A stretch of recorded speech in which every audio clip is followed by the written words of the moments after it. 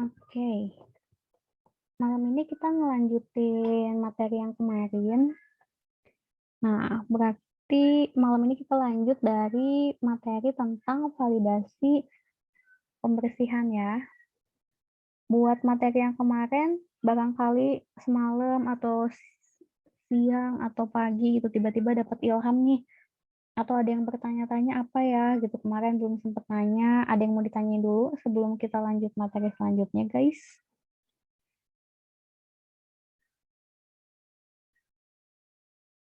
Nggak ada, lanjut dulu aja. Kalau misalnya ada yang mau ditanyain tinggal, ngomong aja ya. Oke. Mmm.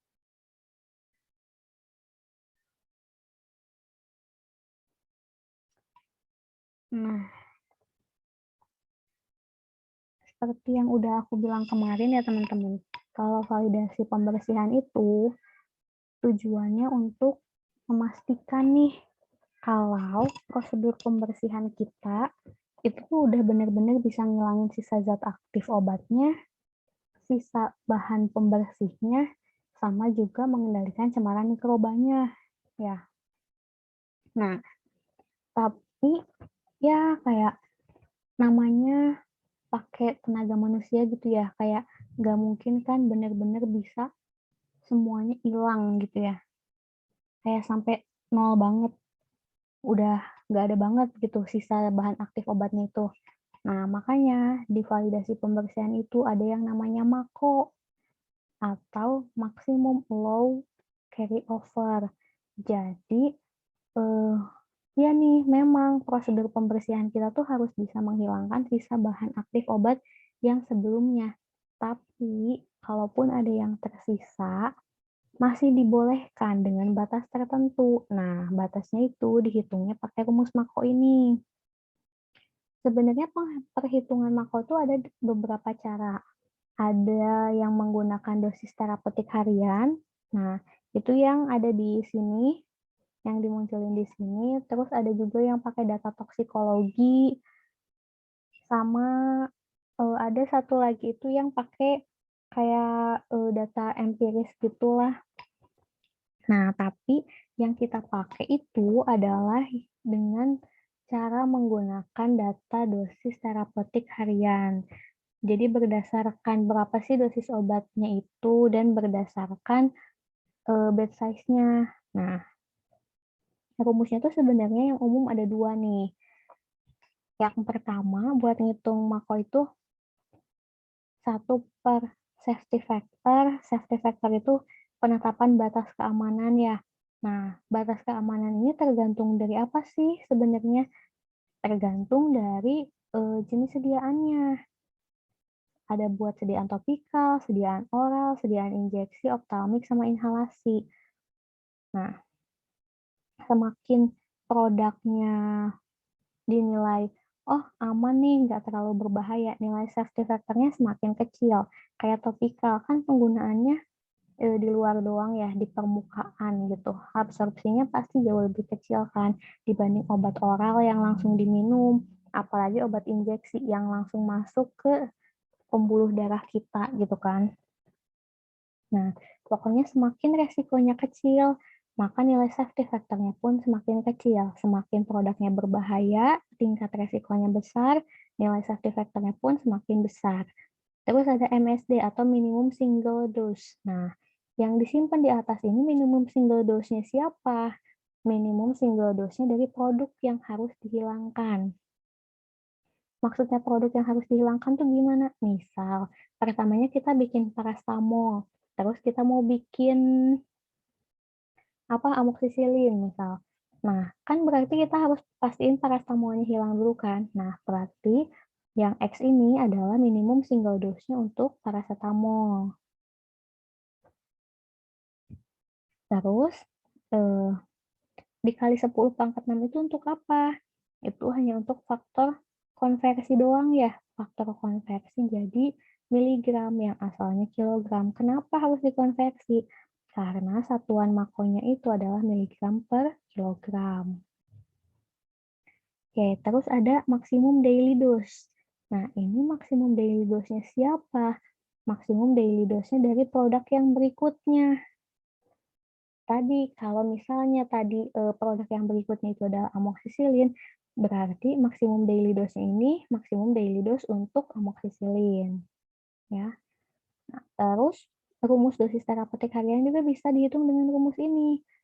Yang umum digunakan itu biasanya rumus yang ini. Jadi, pakainya itu adalah total daily dose previous. Maksudnya previous itu gimana? Jadi dosis terapeutik produk yang akan dibersihkan atau produk sebelum pembersihan dikali minimum batch size.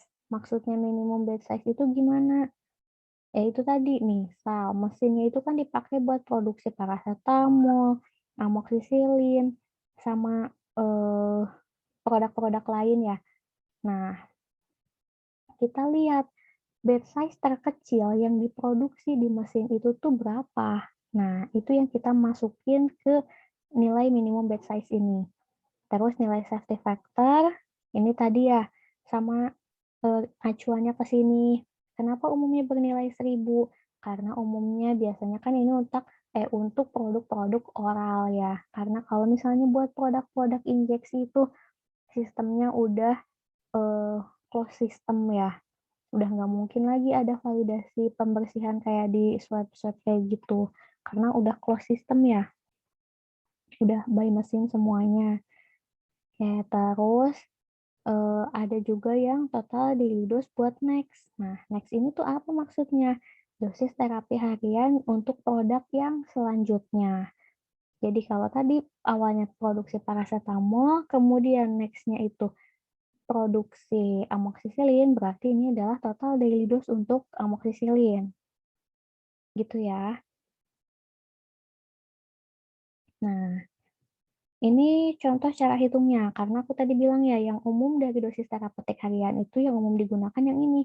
Loh, kenapa Kak yang ini? Kenapa ini dibilang nggak umum? Karena di sini itu ada nilai minimum single dose dan maksimum daily dose yang itu tuh nggak bisa disamain untuk setiap pasien. Makanya nggak umum untuk digunakan untuk perhitungan dosis terapeutik harian. Biasanya pakai yang ini.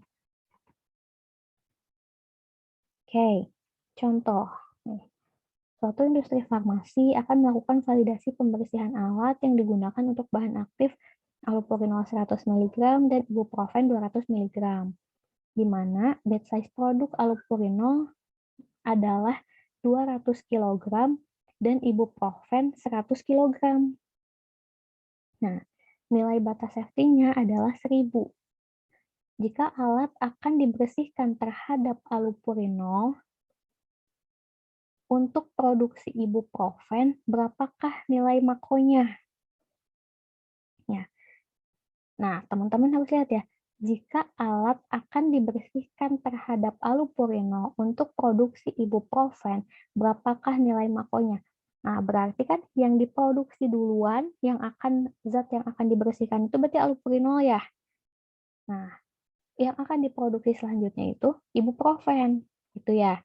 Berarti, nah ini kan rumusnya total daily dose yang previous ya, yang sebelumnya. Berarti yang dimasukin apa? Allopurinol ya.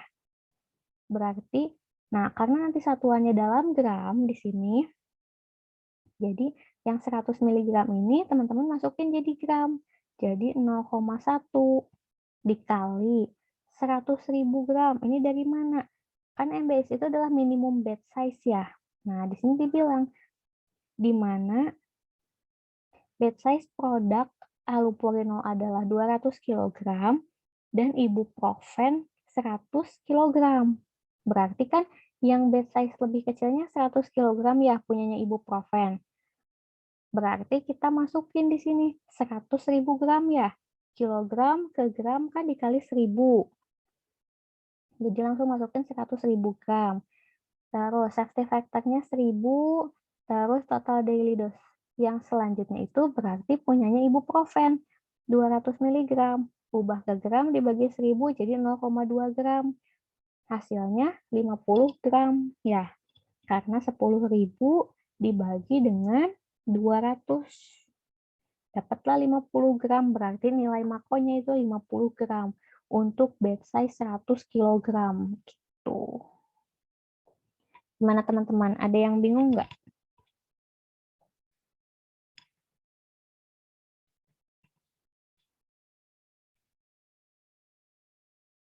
Paham? Atau bingung Kak? Kecepatan, ulang. Boleh. Atau ada yang mau ditanyain? Ya, boleh Kak, boleh diulang lagi Kak. Soalnya kok NBS itu gimana kayak gitu. Kok bisa Oke, PNS kayak gitu. Soalnya belum ngerti. oke, boleh.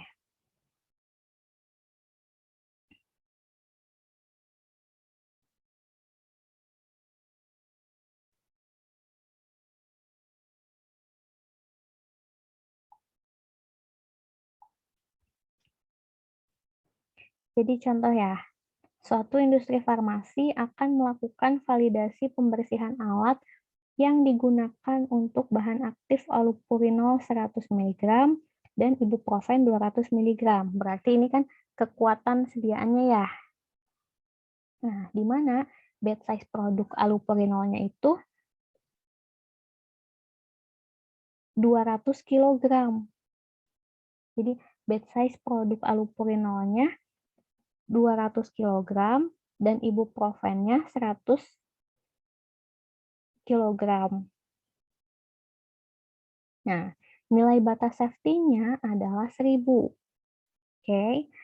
Nah, pertanyaannya, jika alat akan dibersihkan terhadap allopurinol, jadi zat yang akan dibersihkannya berarti allopurinol ya. Untuk apa? Untuk produksi selanjutnya itu produksi ibuprofen. Nah, berapa nilai makoknya ya? Nah, pertama, total daily dose-nya yang previous atau yang sebelumnya berarti dosisnya allopurinol ya, yang 100 mg. Terus kenapa Kak di sini masukinnya 0,1 gram? Nah, karena di sini ditanyainnya satuannya dalam gram. Ya, jadi sebenarnya teman-teman bisa nih kalau misalnya mau masukin dulu dalam miligram, boleh. Misalkan nanti aku mau rubah satuannya di akhir, boleh. Kalau ini biar cepat aja nih ceritanya. Jadi 100 mg dibagi 1000 kan ya. Miligram ke gram dikonversi dibagi 1000 masukin 0,1. Nah, terus minimum batch size. Nah, gimana sih Kak maksudnya minimum batch size itu? Jadi, kan satu mesin itu nggak mungkin dong dipakai buat produksi satu zat doang kan ya. Pasti satu mesin itu dipakai untuk produksi beberapa zat atau beberapa obat. Nah, terus tiap obat itu kan batch size-nya nggak mungkin sama ya. Pasti beda-beda gitu kan. Kalau misalnya batch size masing-masing obat itu. Nah, kita harus lihat yang dimasukin di sini adalah batch size terkecil yang diproduksi di alat itu. Jadi kalau misalnya di sini ada datanya allopurinol sama ibuprofen yang diproduksi di alat itu, berarti kita ambil batch size-nya ibuprofen. Kenapa? Karena dia yang paling kecil di antara dua ini ya. Nah, eh, jadi minimum batch size-nya ini kita masukin si 100 kg, tapi udah dirubah ke gram, jadi 100.000 gram. Nah, terus kenapa Kak yang dimasukin harus minimum batch size? Kan ini disebutnya cemaran ya teman-teman, sisa dari produk yang sebelumnya. Nah, misal, nih teman-teman bayangin, ada yang batch size-nya 200 kilo, ada yang 100 kilo. Nah, pasti cemaran 50 gram ini akan lebih besar pengaruhnya atau persentasenya akan lebih besar di produk yang batch size-nya 100 kg ya, karena lebih kecil. Karena jatuhnya jadi 50 gram dalam 100.000 gram. Beda ceritanya, kalau misalnya batch size-nya 200 kilo, berarti kan 50 gram per 200.000 gram ya, itu 50% lebih kecil persentasenya jatuhnya. Jadi pasti resikonya pun akan lebih kecil kalau di batch size yang lebih besar ya. Makanya yang dimasukin di sini adalah yang bed size paling kecil atau minimum bed size, karena itu pasti yang resikonya paling besar kalau ada cemaran, gitu. Kalau safety factor biasanya udah disebutin, tapi tadi acuannya ya tergantung dari, resiko penggunaan produknya. Terus ada total daily dose yang next ini adalah dosis dari obat yang selanjutnya akan diproduksi di mesin tersebut, gitu. Jadi tinggal masukin aja teman-teman angkanya. Kuncinya satu, ingat satuannya semuanya harus sama. Jadi kalau misalnya teman-teman di sini masukinnya 100 miligram, nah berarti bed size-nya pun teman-teman satuannya harus ubah dulu ke miligram. Nanti di sini juga teman-teman masukin 200 miligram, nah hasilnya kan miligram nantinya. Baru teman-teman rubah ke gram bagi 1000. Tapi kalau mau gampang, ya udah teman-teman dari awal udah rubah satuannya sesuai yang ditanyakan. Gitu. Gimana? Masih ada yang bingung?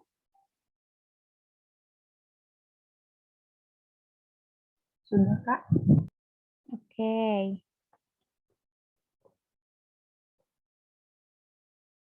Nah, untuk materi validasi itu udah selesai sampai situ. Sekarang itu kita akan lanjut ke materi tentang sarana penunjang kritis. Maksudnya sarana penunjang kritis itu gimana sih? Ya, apa ya, kayak parameter-parameter atau poin-poin atau hal-hal yang amat sangat menjadi poin kritikal di suatu industri farmasi gitu ya. Poin kritikal di industri farmasi ada apa aja?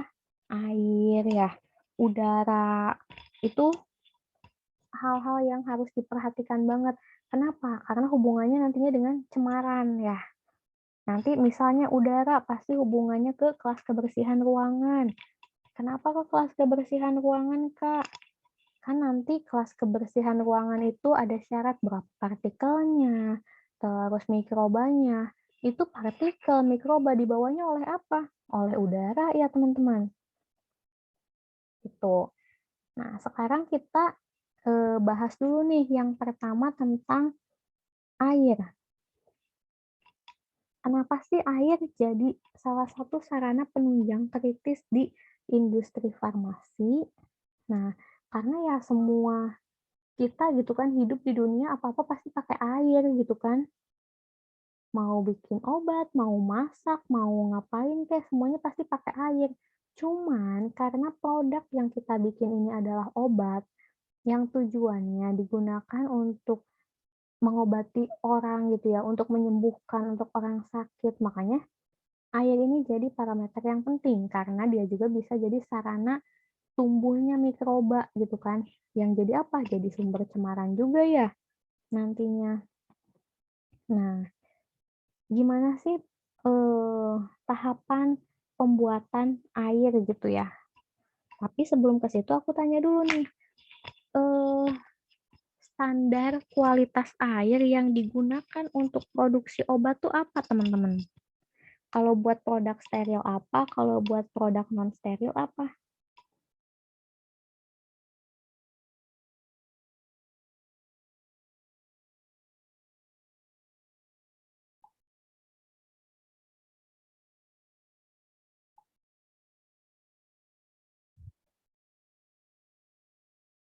Coba siapa Kak Deborah?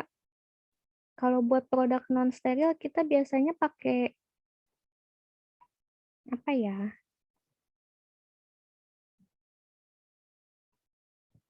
Air untuk produksi produk non steril. Standarnya pakai air apa nih? Aquades bukan? Pro injeksi ya, Kak. Mm-mm. Nah, ini bisa gini. Benar namanya apa ya? Kalau istilah umum di skala lab atau skala pelayanan memang biasanya disebutnya Aquades gitu ya. Aquades itu biasanya disebutnya air RO ya yang udah mengalami tahapan reverse osmosis. Nah, Kalau di industri farmasi, itu disebutnya adalah purified water atau air murni. Jadi untuk produk yang non-steril, itu air yang digunakan adalah purified water atau air murni. Terus tadi, kata siapa ya? Ada air untuk injeksi. Ya, kalau misalnya untuk produk-produk steril, nah itu pakai kualitas air yang berbeda, yaitu air untuk injeksi atau WFI ya, water for injection. Nah, tahapan proses pengolahan air di industri farmasi itu gimana sih? Pertama kan standar air minimum di industri farmasi itu adalah purified water ya, atau air murni.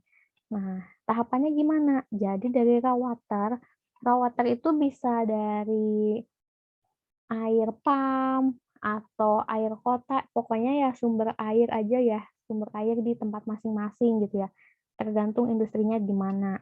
Nah, pertamanya dia akan mengalami pengolahan pakai multimedia filter dan karbon aktif. Multimedia filter itu yang kayak gimana?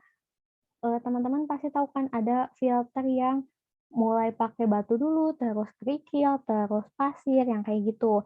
Nah, itu disebutnya multimedia filter sama karbon aktif ya.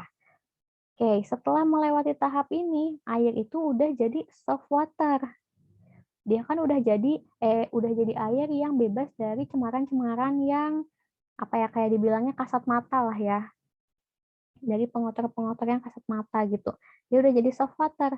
Nah, dari sini nanti dia akan mengalami tahapan selanjutnya. Apa? Reverse osmosis sama elektrodeionisasi. Untuk apa? Menghilangkan kation, menghilangkan anion, kayak gitu, dibikin airnya tuh bebas logam juga, gitu, bebas mineral juga. Kenapa sih? Ya karena purified water yang kita gunakan untuk sediaan farmasi itu, pokoknya semuanya yang kita gunakan harus bersifat inert. Kita nggak mau ada sesuatu yang mempengaruhi produk kita nantinya. Karena kalau misalnya ada kandungan logamnya, kandungan mineralnya, kita takutnya akan mempengaruhi produk kita ya. Gitu. Nah, setelah diperoleh purified water ini sebenarnya udah bisa dipakai buat produksi produk-produk yang non-steril. Kayak tablet, sirup, kapsul gitu ya. Nah, ini udah bisa dipakai. Nah, dari situ ada tahapan selanjutnya. Tahapan selanjutnya itu adalah proses destilasi. Kalau mengalami proses destilasi, air itu tuh jadi kualitasnya jadi apa? Grade-nya jadi highly purified water. Nah, terus ada yang namanya proses bidestilasi. Maksudnya gimana, Kak? Teman-teman pasti tahu kan kalau di industri farmasi itu WFI-nya pakai sistem looping. Atau sistem looping itu maksudnya dia akan terus-menerus ngelewatin pipa destilasi gitu. Jadi dia bukan cuman sekali jalan doang terus langsung dipakai gitu kan, langsung kebuang, nggak kayak gitu. Dia akan terus-terus ngalir. Misalnya ini tangkinya, ini tabung-tabung destilasinya, dia terus akan aja bolak-balik ke sini gitu. Melewati si pipa destilasi itu berulang kali, makanya disebutnya bidestilasi ya, untuk menghasilkan WFI. Nah, sekarang aku tanya, suhu looping untuk WFI itu berapa sih teman-teman?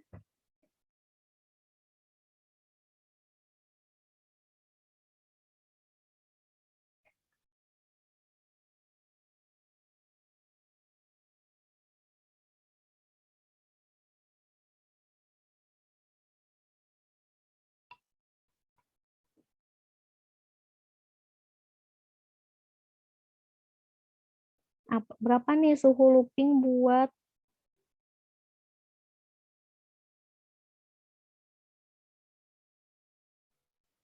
70 derajat Celcius ya, Kak? ya benar Kak Cica. Suhu loopingnya WFI 70 derajat Celcius. Ingat-ingat ya teman-teman, biasanya itu sering ditanyain. Oke, sampai air nih, ada yang mau ditanyain?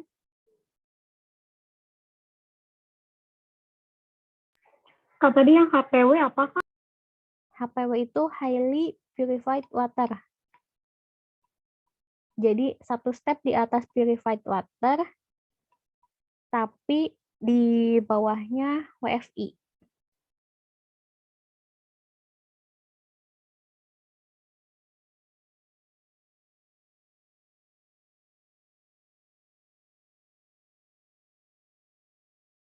Ada yang mau ditanyain lagi?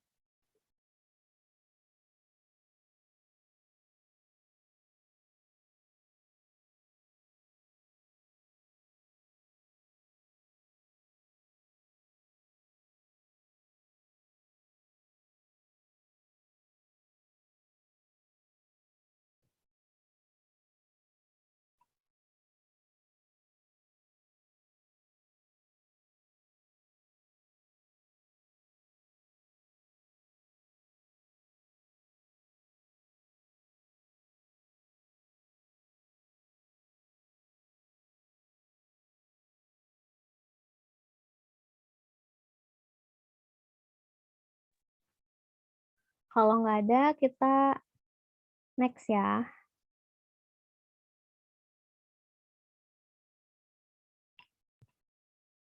Nah, ini ya, penggunaan air untuk sediaan steril. Nah, untuk sediaan injeksi, kan injeksi itu ada small volume parenteral, ada large volume parenteral. Coba aku tanya dulu, di bab steril waktu itu udah dibahas. Yang dikatakan large volume parenteral itu ketika volumenya lebih dari berapa mili?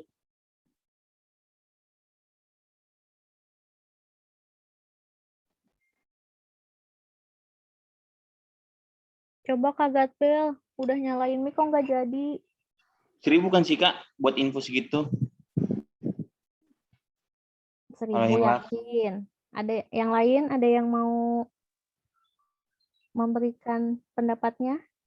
Kamira, Lebih berapa dari mili? 10 bukan, Pak? Ya, benar. Dikatakan large volume parenteral itu ketika volumenya lebih dari 10 mili ya teman-teman, ingat. Nah, mau large volume parenteral, mau small volume parenteral, keduanya akan pakai WFI. Oke, nah sistem distribusinya udah pasti WFI pakai hot loop system, tadi suhunya di 70 derajat Celcius ya. Oke, nah kan sediaan steril itu, ingat ya teman-teman, sediaan steril itu bukan hanya injeksi gitu kan. Ada sediaan tetes mata dan tetes telinga, ini juga termasuk sediaan steril. Tapi kalau untuk sediaan tetes mata, tetes telinga, kualitas air yang boleh dipakai itu minimalnya di PW. Air murni pun boleh dipakai. Kenapa? Karena untuk produksi tetes mata, tetes telinga itu nantinya ada filtrasi pakai filter 0,22. Jadi kayak udah prosesnya aseptis kan ya? Gitu teman-teman. Tapi kalau misalnya Kak, kalau misalnya mau produksi tetes mata, tetes telinga pakai WFI boleh nggak? Boleh. Kan yang dikatakan di sini adalah kualitas minimal. Ya kalau kita pakai grade yang lebih tinggi, nggak ada masalah dong, malah bagus. Tapi nggak akan ada industri farmasi yang mau ngeluarin kos lebih besar ya, ketika standar minimalnya ada yang kosnya lebih rendah, gitu ya.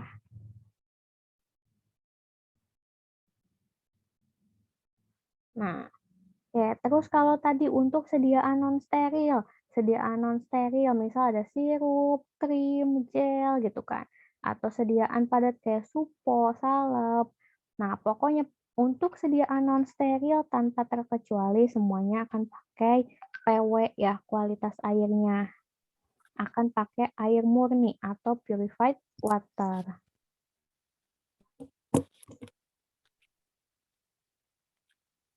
Oke.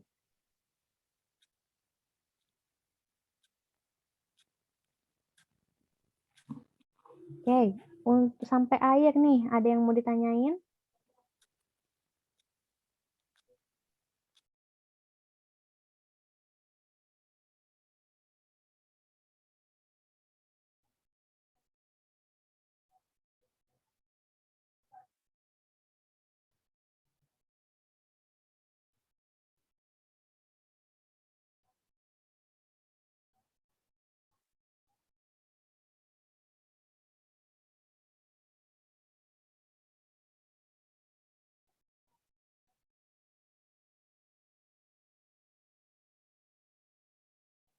Nggak ada?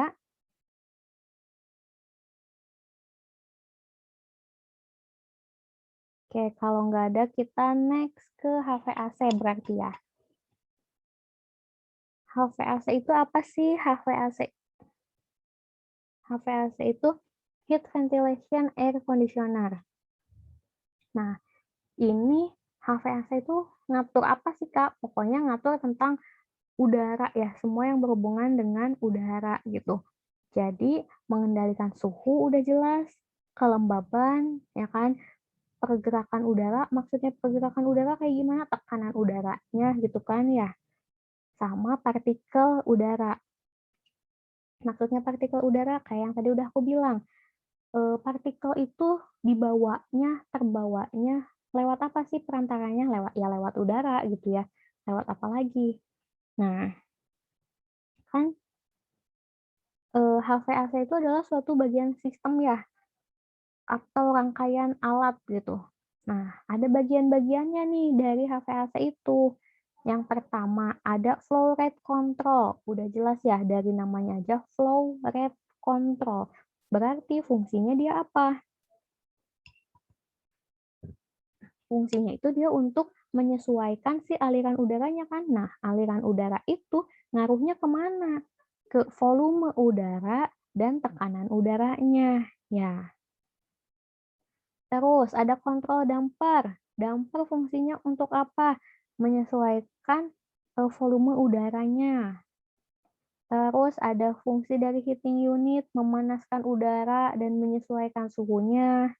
Terus ada cooling coil, ada mendinginkan udara dan mengatur kelembabannya. Terus ada humidifier, kalau misalnya kelembaban udaranya terlalu rendah, gitu kan. Nah, yang penting ada apa? Filter atau HEPA filter ya, untuk menyaring partikel udara. Karena untuk mencapai kelas kebersihan tertentu itu pasti ada syarat partikel udaranya. Makanya penting nih ada filter atau HEPA filternya. Dan ada yang namanya ducting atau tempat jalannya udara. Yang suka teman-teman lihat di atas-atas kayak lorong-lorong gitu gede ya, kayak kotak-kotak dari aluminium. Nah, itu disebutnya ducting. Oke. Nah, ini yang penting tentang udara-udara. Di sini ada rekomendasi sistem tata udara untuk masing-masing kelas kebersihan. Pertama, untuk kelas kebersihan kelas A. Nah, ini kondisi seperti apa sih? Kondisi di bawah LAF ya. Oh, pertama teman-teman harus ingat dulu ya. Yang termasuk kategori kelas bersih itu adalah kelas ruang A sampai D ya. Jadi untuk produksi sediaan steril, itu kelas kebersihan yang dikatakan bersih itu adalah kelas kebersihan A sampai D ya. Nah, kelas kebersihan A itu kondisinya di bawah LAF. Nah, suhunya berapa? Suhunya 16 sampai 25 normal, kelembabannya juga 45 sampai 55 normal. Ini efisiensi dari filternya atau saringan udaranya pakai H14 dengan tingkat efisiensi 99,995%. Nah, yang penting dan sering ditanyain biasanya adalah kecepatan udara LAF. Nah, berapa sih kecepatannya itu? Kecepatannya 0,36 sampai 0,54 meter per detik. Jadi kecepatannya segini ya, teman-teman. Oke. Setelah itu, untuk ruang kelas B, ruang kelas C. Nah, ruang kelas B dan ruang kelas C ini kan sebenarnya adalah background dari ruang kelas A ya, atau latar belakang dari ruang kelas A. Nah, bedanya kalau ruang kelas B itu biasanya nggak ada orang, nggak bisa dimasukin orang gitu. Jadi beneran cuman bagian belakangnya isolator doang. Tapi kalau misalnya ruang kelas C, ini background-nya ruang kelas A juga, tapi ini mah bisa diisi orang. Atau maksudnya tuh, jadi ada orang yang bisa melakukan kegiatan di ruangan kelas tersebut, gitu ya. Untuk suhu dan kelembabannya sama seperti ruang kelas A. Nah, bedanya di efisiensi saringan udaranya ya. Kalau ruang kelas C itu di 99,95%. Nah, yang harus teman-teman lihat adalah nih, kan tadi ya kalau misalnya pengisiannya itu produknya dibikin secara aseptis, berarti pengolahan dan pengisiannya itu akan dilakukan di ruang kelas A dengan latar belakang B. Ya, ingat teman-teman. Kalau pengolahannya dilakukan secara aseptis. Nah, tapi kalau misalnya produknya dilakukan sterilisasinya dengan sterilisasi akhir, bukan dengan metode aseptis, maka pengisiannya akan dilakukan di ruang kelas C. Atau pengolahannya pun bisa aja dilakukan di ruang kelas C. Itu ya. Kalau metodenya sterilisasi akhir. Oke, terus ruang kelas D itu ruang kelas bersih. Nah, suhunya 20-27 dengan nilai kelembapan 40-60. Nah, ingat, ini fungsinya buat apa sih ruang kelas D? Untuk pembuatan obat steril dengan metode sterilisasi akhir. Jadi, kalau yang metode sterilisasi akhir, dibikinnya bisa di kelas D atau kelas C, pengisiannya di kelas C, baru dilakukan proses sterilisasi akhir. Nah, terus ada ruang kelas E. Nah, ruang kelas E itu dibagi jadi dua ya. Ada ruang kelas E umum sama E khusus. Ruang kelas E itu semuanya untuk pengolahan sediaan non-steril. Pokoknya semua obat-obat non-steril akan dibikinnya di ruang kelas E. Bedanya apa? Bedanya E khusus itu adalah ruang kelas E untuk produk-produk yang sifatnya higroskopis. Ya, makanya ada nilai kelembaban yang lebih rendah daripada yang biasanya, yaitu nilainya 40%. Nah, ingat-ingat ruang kelas E khusus untuk pengolahan produk yang sifatnya higroskopis, nilai kelembaban maksimalnya adalah 40%. Yang normal berapa, Kak? Normalnya di 70%. Tuh ya. Oke, sampai sini dulu. Ada yang mau ditanyain?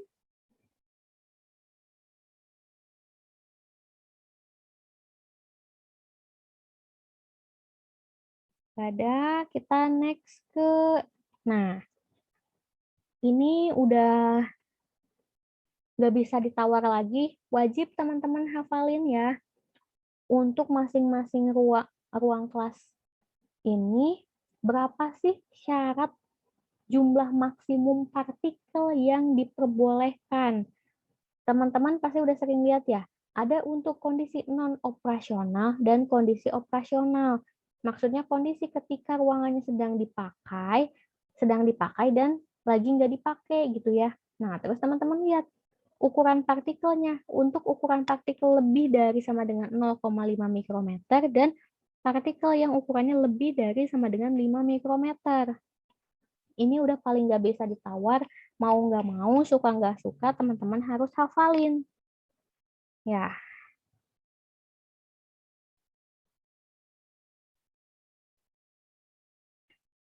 Oke, nah baru sekarang kita bahas tentang tekanan udara nih.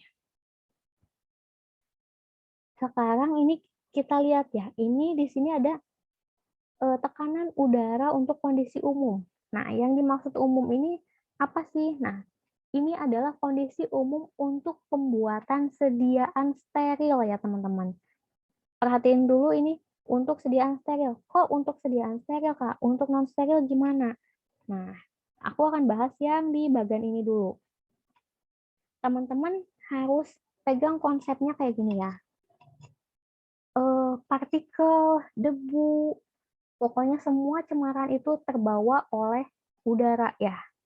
Nah, kalau untuk pembuatan sediaan steril, kita pengennya udara bersih itu selalu ada di dalam, ya, di dalam ruang pengolahan. Nah, sedangkan untuk produksi sediaan non-steril, kita, karena kan kalau non-steril tuh kayak tablet yang berdebu-berdebu gitu ya. Nah, kita pengennya udara yang bersih itu yang ada di luar ruang pengolahan. Kenapa? Biar yang kotornya tuh nggak keluar. Kayak debu-debu obatnya itu nggak keluar dari ruang pengolahan. Ya, Kenapa kayak gitu, Kak? Karena teman-teman harus pegang konsepnya. Udara itu mengalir dari tekanan yang lebih tinggi ke tekanan yang lebih rendah. Ya, jadi karena kalau pembuatan sediaan steril kita pengen di dalam yang bersih, di luar kotor, pasti semakin ke dalam tekanannya semakin tinggi. Maksudnya semakin ke dalam kayak gini. Ruang pengemasan primer, terus ruang antara, terus ruang pengemasan sekunder. Nah, yang makin bersentuhan dengan produk atau yang masih bersentuhan dengan produk itu kan ruang pengemasan primer ya. Berarti kita pengen menjaga ruang pengemasan primer ini lebih bersih dong daripada ruang yang lain. Makanya tekanannya lebih tinggi. Di sini tandanya plusnya 3 gitu kan. Terus ruang antara yang membatasi antara primer dan sekunder ya.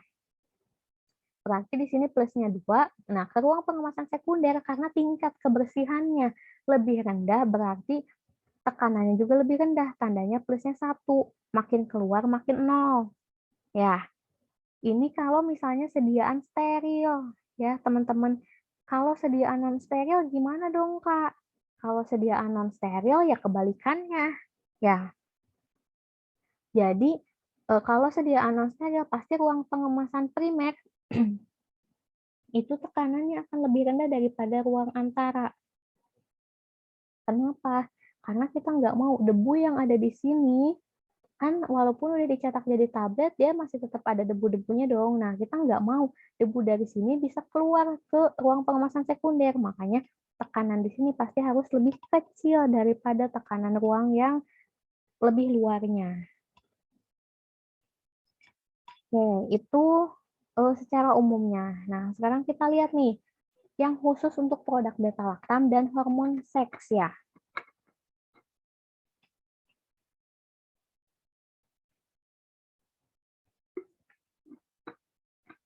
Nah,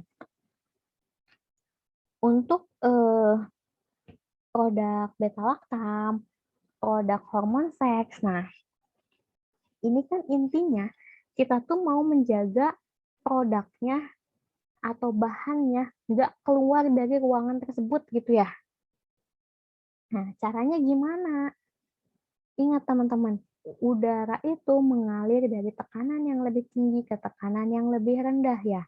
Makanya kita kan nggak mau yang ya udara yang di ruang pengemasan primer ya biarlah di situ, jangan keluar. Dia diam di situ, yang di sekunder ya diam di situ, jangan keluar. Makanya ruang antaranya tekanannya lebih besar daripada ruang pengemasan primer dan sekunder. Biar apa?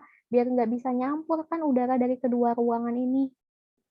Gitu ya. Terus nanti ketemu ruang antara lagi, pasti lebih tinggi lagi tekanannya. Nah, teman-teman pokoknya harus pegang konsepnya adalah ruang antara itu tekanannya pasti sedikit lebih tinggi dibanding entah itu ruang pengemasannya, entah itu ruang lainnya gitu. Kenapa? Biar apa? Biar udaranya diem, nggak bisa keluar karena udara mengalir dari tekanan yang lebih tinggi ke tekanan yang lebih rendah. Mau tandanya 0 plus atau mau tandanya plus 1 plus 2 plus 1 plus 2, yang penting teman-teman pegang konsepnya ya. Konsepnya adalah di sininya harus lebih kecil, di sininya harus lebih besar tekanannya. Tuh. Nah, ini ya tadi. Kalau misalnya yang kayak beta-laktam, sitostatik, hormon, ruang produksinya pasti tekanannya lebih kecil, koridornya lebih tinggi. Kalau steril, pasti ruang produksinya tekanannya lebih tinggi, koridornya lebih rendah. Karena kita pengennya yang ada di dalam itu udaranya bersih terus gitu ya. Atau lebih bersih daripada udara yang di luar. Oke, tekanan udara gimana teman-teman? Ada yang bingung? Ada yang mau ditanyain?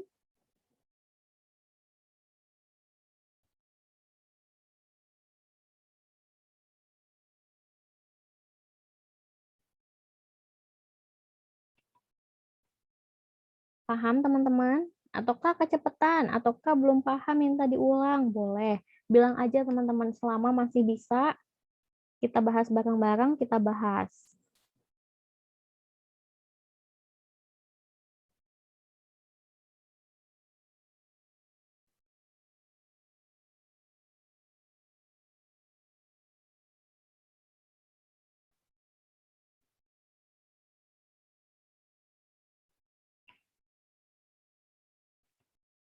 Paham? Ini udah cukup yang tentang tekanan udara, nggak ada yang perlu diulang. Oke, kalau nggak ada kita next ya. Nah, next terakhir ke uji stabilitas. Oke, teman-teman pasti tahu lah ya, di industri farmasi itu untuk obat-obatan, entah itu nggak obat-obatan doang sih, kosmetik pun, obat tradisional pun ya, ada yang namanya uji stabilitas. Uji stabilitas itu dilakukan untuk pre-marketing dan post-marketing ya. Maksudnya gimana, Kak? Uji stabilitas pre-marketing dilakukan sebelum obatnya diedarkan di pasaran. Untuk apa sih sebenarnya uji stabilitas itu dilakuin, Kak? Nah, data expire date untuk masing-masing obat tuh sebenarnya dari mana sih datanya? Dari hasil uji stabilitas ini ya. Tapi uji stabilitas yang pre-marketing. Kalau uji stabilitas post-marketing buat apa dong, Kak? Gitu ya. Uji stabilitas post-marketing itu buat make sure aja nih, kalau misalnya proses yang kita lakukan untuk pembuatan produk tersebut itu konsisten, sehingga menghasilkan produk yang mutunya pun konsisten. Jadi kalau misalnya di awal kita bisa daftarin produk yang stabil selama 2 tahun, nah bener nggak sih post-marketing setelah kita dapat izin edar, setelah produk kita diproduksi, setiap hari tuh kualitasnya bisa tetap sama seperti itu, gitu ya. Nah, untuk uji stabilitas itu kan sebenarnya ada zona 1, 2, 3, 4. 4-nya itu terbagi jadi 2, ada 4A, 4B. Nah, teman-teman harus tahu kalau Indonesia itu masuk ke zona iklim 4B. Zona iklim 4B itu kayak gimana sih? Zona iklim untuk kondisi yang panas dan sangat lembab. Ya, panas dan sangat lembab. Oke, terus uji stabilitas itu yang harus dilakuin ada apa aja sih, Kak? Ada uji stabilitas jangka panjang ya, atau real time atau long term, sama uji stabilitas dipercepat atau accelerated ya. Nah, teman-teman ini ingat, yang aku tampilin di sini adalah kondisi uji stabilitas untuk produk-produk yang disimpan pada ambient temperatur atau pada suhu di bawah 30 derajat Celcius atau pada suhu ruang ya. Nah, untuk produk yang penyimpanannya pada suhu ruang, nah, stabilitas jangka panjangnya disimpan pada kondisi seperti apa? Pada suhu 30 derajat Celcius dengan nilai kelembapan 65%. Jangka waktunya berapa lama? Minimal 1 tahun. Sebenarnya tergantung. Kalau misalnya kita pengen klaim ED-nya 3 tahun, biasanya kan ED biasanya 2 tahun dulu ya. Kalau misalnya mau klaim ED 3 tahun ya berarti lakuinlah stabilitas long term-nya atau real time-nya itu ya selama 3 tahun gitu ya. Terus interval pengambilan sampelnya gimana, Kak? Nah, pada tahun pertama dilakukannya setiap 3 bulan. Jadi kan pasti awal habis diproduksi diperiksa dulu ya, 0 berarti kan. Terus 0, 3, 6, 9, 12. Ini sampling di tahun pertama. Terus untuk tahun keduanya tiap 6 bulan. Berarti di bulan ke-18 dan ke-24. Nah, untuk tahun ketiganya baru tiap 12 bulan, berarti langsung ke 36. Oke, terus kalau untuk uji stabilitas dipercepatnya, accelerated-nya gimana, Kak? Nah, itu disimpannya pada kondisi suhu 40 derajat Celcius dengan nilai kelembaban 75%.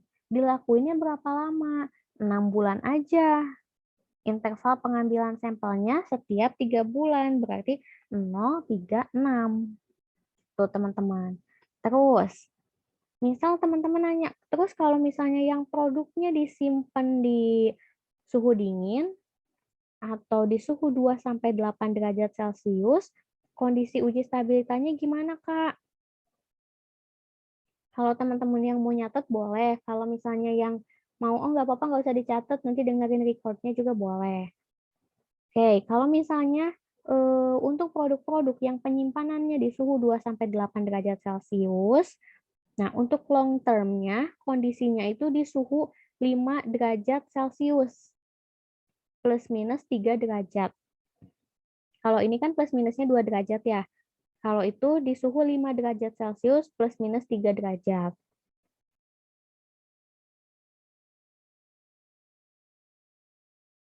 Untuk kondisinya berapa lama dan interval pengambilan sampelnya tetap sama.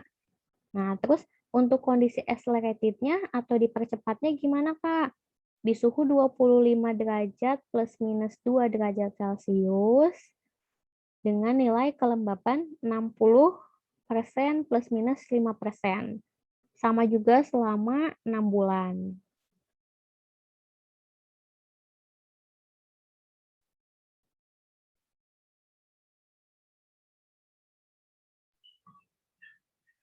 Gimana Kak tadi yang dipercepatnya Kak?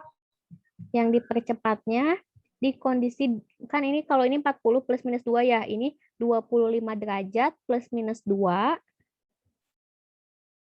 dengan nilai kelembabannya, kalau ini 75 plus minus 5, ini 60% plus minus 5%.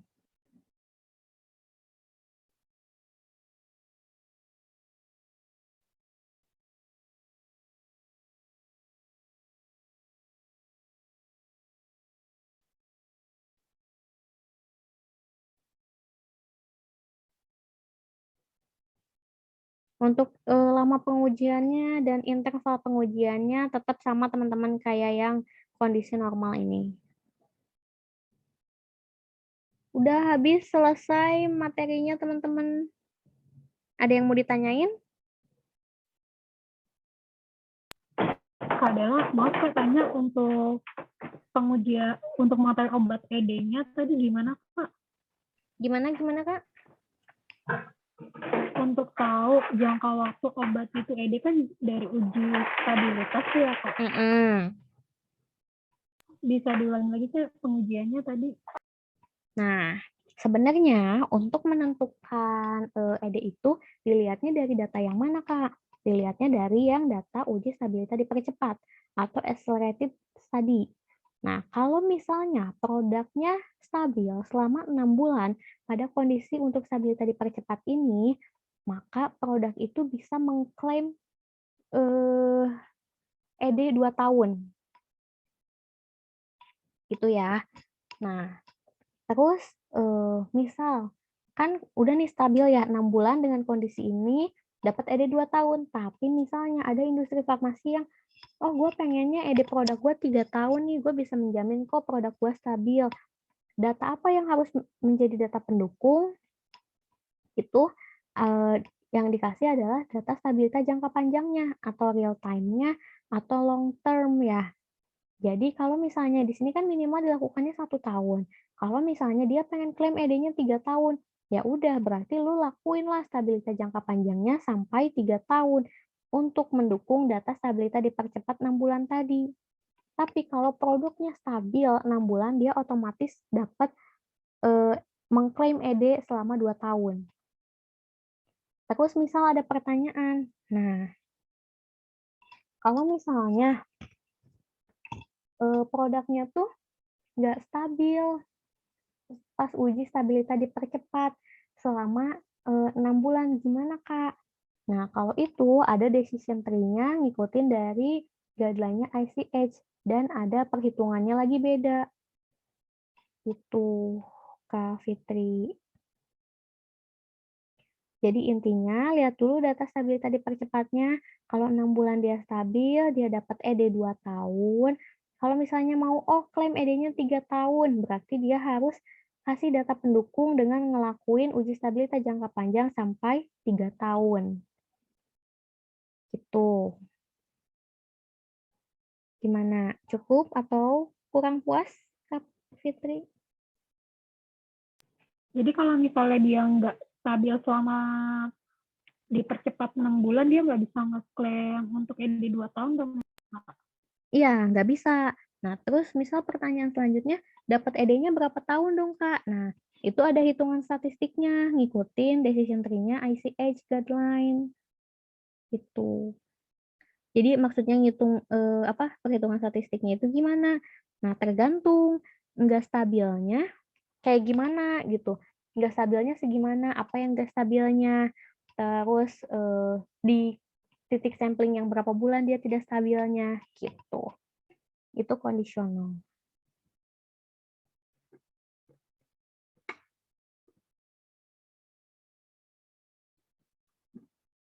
Oke, gimana? Ada yang mau ditanyain lagi? Oh, mau nanya, Kak. Boleh Kak Mira, kenapa? Tadi yang untuk produk yang disimpannya suhu 2-8 kan, stabilitas jangka panjangnya yang 5 plus minus 3 derajat Celcius ya. Ya, Nah, terus yang tadi stabilitas dipercepatnya yang 25 plus minus 2, kelembapannya 60 plus minus 5%. ya.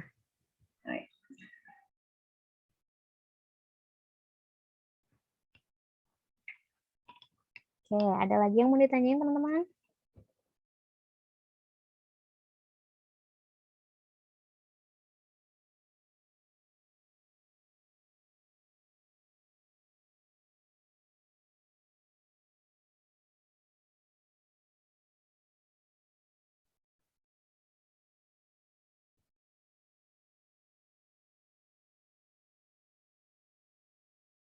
Nggak ada. Kalau nggak ada, sebentar. Kita buat absennya.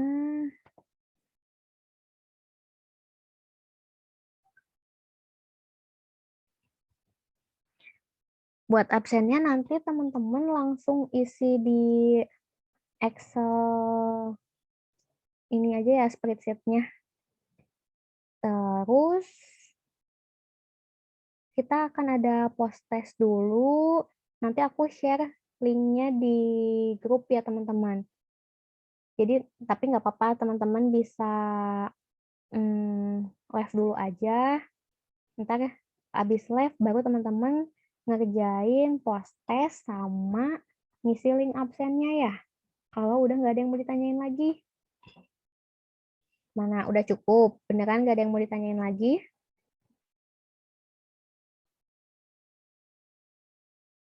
Oke, kalau udah cukup berarti aku cukupkan pertemuan buat minggu ini. Kalau misalnya ada yang masih ganjel mau ditanyain, boleh chat aja di grup, boleh kita diskusiin aja bareng-bareng.